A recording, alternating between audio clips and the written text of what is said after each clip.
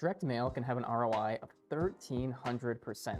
If you want results like that, you need to know how to write a good sales letter. It's one of the most effective ways to reach customers, drive leads, and revenue. However, a lot of businesses put together a sales letter very quickly, mail it out to a huge audience, and then nothing happens. And this is simply because they didn't have good copy in the sales letter. Whether you're a business looking to launch a new campaign or you're a freelance copywriter, stick around because in this video, I'm going to teach you how to write a sales letter that practically prints money. Let's step back a little bit. What is a sales letter? According to our good friend Google, a sales letter essentially is a piece of direct mail we send out to persuade a customer to buy something. And now it doesn't have to be just direct mail, it can actually be digital as well, and nowadays most sales letters are online. It's one of the oldest forms of advertising and it essentially takes dozens of pages, combines them into one, but it remains as one of the most effective ways to drive sales, leads, and any kind of campaign goal. These can often range anywhere from 10 to 20,000 words or longer. They're often put into videos, such as video sales letters. You can also watch my video on that if you want to learn how to write VSL scripts.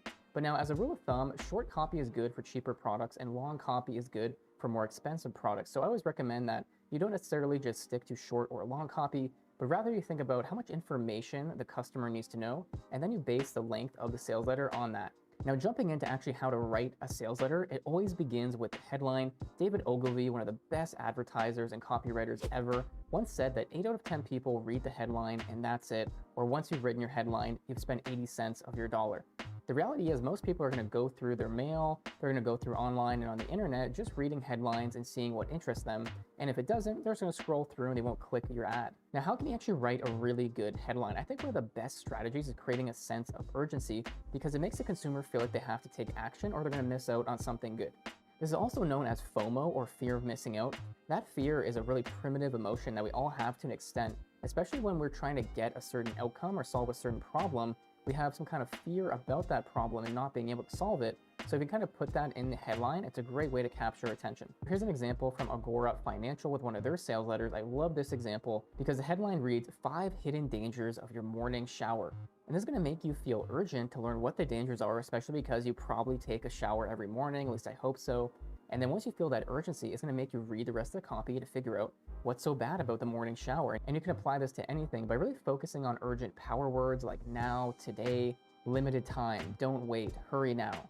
Try to communicate to the reader that if they don't continue reading the copy, they're not going to figure out something really important that could actually be hurting them. It's also amazing if there's a certain limited inventory or supply of a product. It's really good if you're promoting some kind of event where people have to sign up and reserve a spot. If you can focus on that kind of limited aspect, it puts a fire under them to do something sooner than later.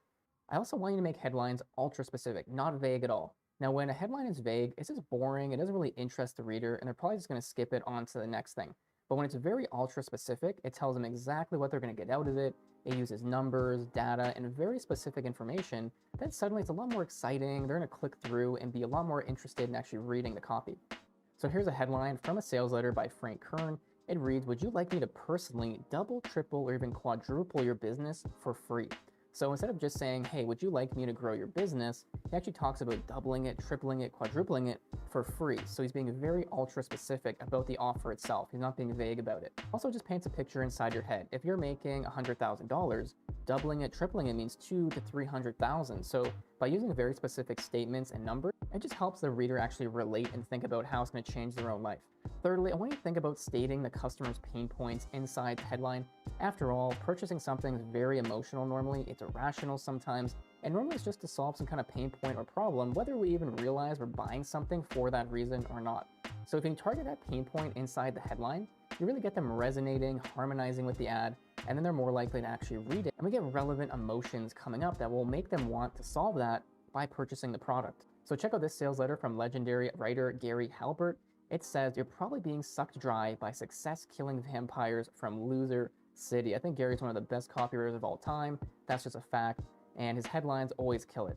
So people that are struggling, having negative friends, and people around them are really going to resonate with that pain point that's addressed in the headline. So not only does it bring up the relevant emotions that they'll want solved, it also just lets them know that Gary understands them, he knows what they're going through, and he can provide something to solve that. So once you've written a good headline that'll give any copywriter a run for their money, it's time to move on to the intro of the sales letter. And this is very important because once you have your foot in the door with the headline, it's now time to elaborate on that and keep their attention. I think a great way to do this is by making a very bold statement, just something that goes against the norm or really captures their attention. Agora Financial does this awesome once again in this sales letter they wrote, titled, "I haven't had a glass of water in 20 years. And after the subhead, it asks, surprise, which engages the reader, gets them thinking and saying yes. And then they elaborate on these really bold health claims about cholesterol, getting enough exercise, and sun. By framing it as questions, it gets people thinking yes or no, engaging with the copy, and they're more likely to continue reading. Joseph Sugarman, one of the best copywriters of all time, came up with the axiom that you want the customer saying yes as much as possible, because then they'll be more likely to say yes later on to the sale. So if you ask questions that are related to the product and what they're going through, they're going to be thinking yes, engaging with the copy.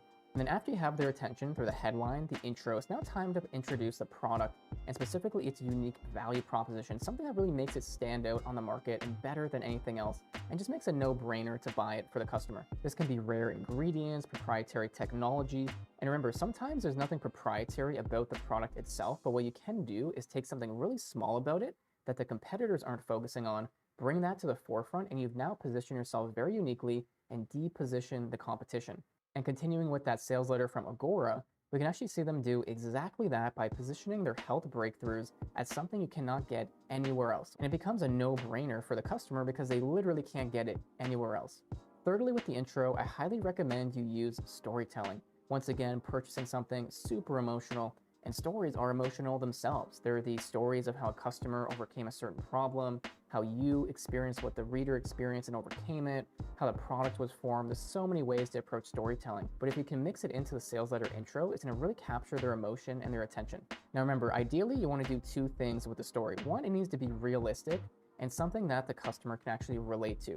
So for example, if you have some kind of business offer, don't say that a customer used it and they made $1 million in a day and now they're the next Bill Gates. That'll probably just get you in trouble if anything, but instead make it more relatable. And if anything, use an actual real customer story. But it's ideal that you actually make the pain points, the struggle, the timeline as close as possible to the reader's life so they can really relate to it emotionally and see themselves in the story. Because when we're actually reading stories, so many parts of the brain become activated, and it's a super powerful way just to get someone engaging with a sales letter and ready to buy later on. After we hook them in with the headline, the intro, a nice story, they understand kind of how it's transitioning, now we can actually talk about the product itself and the breakthrough that's related to the things we were talking about previously. So remember that features are factual pieces of information about the product, ingredients, sizing, colors, things like that, but benefits are what people are truly after, and that's how it's going to benefit them and improve their life, their emotions, their health, their financial situation. It depends on the product individually. But you want to do this with bullets. So you want to quickly summarize the main points of the product, how it's going to change their life and transform them. It's always crucial to have a section for testimonials and customer reviews because when people buy something, they use something called groupthink. This is essentially a psychological phenomena where we look at other people to save time and energy by seeing their actions and what it leads to. So by having testimonials on a sales letter, you're essentially showing that a previous customer spent the money, they enjoyed the product, and if someone's really interested in buying it, that's going to help them save time and energy by making a better purchasing decision. And then you want to introduce the pricing. Now, the pricing, it's really key that you actually help justify it and show that it's an investment more than anything. You can even compare it to different things in or outside of the industry. So show the price. You might have pricing plans as well. And then I want you to position it as an investment in their health, their business. It depends exactly what you're selling. But for example, if it's a program that helps them make more money, you can say that if they're going to spend the $500, they could easily make $5,000 or $10,000. So it's actually a great ROI and just an investment in that sense. But maybe it's an investment for their relationships, their health. Try to position it in that way so it doesn't look like they're just spending money. And now also in the sales letter, what you can do when it comes to justifying the price is comparing it to something that's much more expensive. For example, if you're selling an ebook, a course, some kind of program, you can talk about the cost of normal tuition and how it can be tens of thousands of dollars, but your program is only $300. It's also crucial to overcome objections because when people read a sales letter, naturally they're going to be a little bit skeptical. They want to make sure that they can trust you, and you can do this in a couple different ways.